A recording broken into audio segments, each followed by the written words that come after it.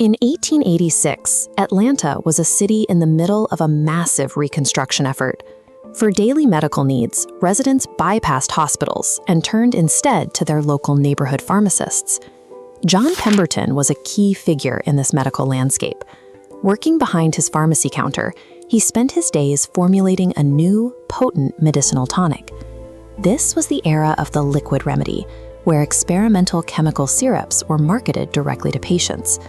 Bottles like this lung tonic were common, designed to treat specific ailments through aggressive pharmaceutical claims. Pemberton engineered his formula as a localized pharmaceutical tool, prioritizing its function as a medicinal remedy over its potential as a social beverage. The name Pemberton chose was a literal two-part list of the drink's primary botanical drivers, beginning with the word coca. Coca referred specifically to the erythroxylum coca plant.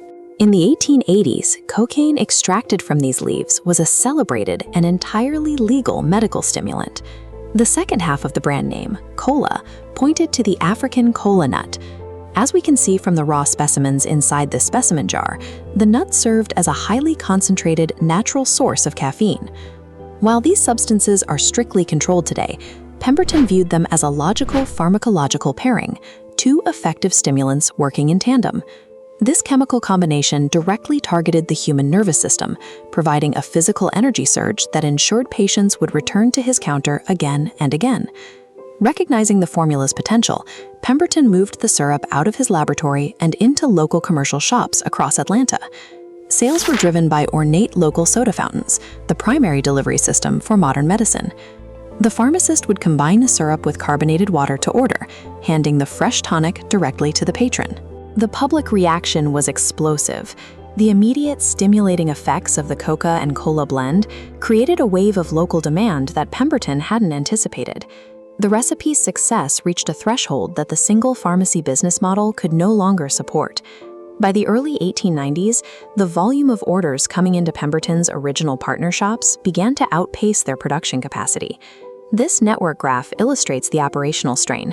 Sourcing botanicals from different continents to maintain a consistent recipe was a logistical nightmare. The invention had found a massive market, but was too successful for its physical infrastructure. The local supply chain began to fracture. To keep the product alive, the operation needed to transition away from handcrafted batches and towards standardized marketing, national shipping logistics, and a legal corporate shield. For the remedy to survive its own growth, it had to transform from a local medicine into a mass-market commercial entity. In 1892, that transformation became official with the birth of the Coca-Cola Company. This shift moved the product from a pharmacist's backroom and into massive neoclassical headquarters. The scale was no longer personal, it was institutional. Incorporating allowed the business to achieve three critical goals: standardizing the chemical recipe, building a national brand, and securing the massive funding required for global distribution. The 1892 corporation was the structural container built to hold and harness a wild local phenomenon. By 1903, the environment for medicinal stimulants had changed. National regulations and shifting public opinion began to target addictive pharmacology.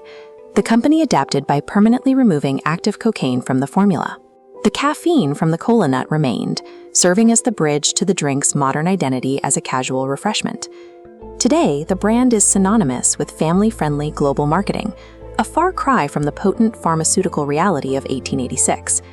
While the company scaled by stripping away its most controversial ingredient, its famous name remains a permanent record of its origins as an illicit medicinal tonic.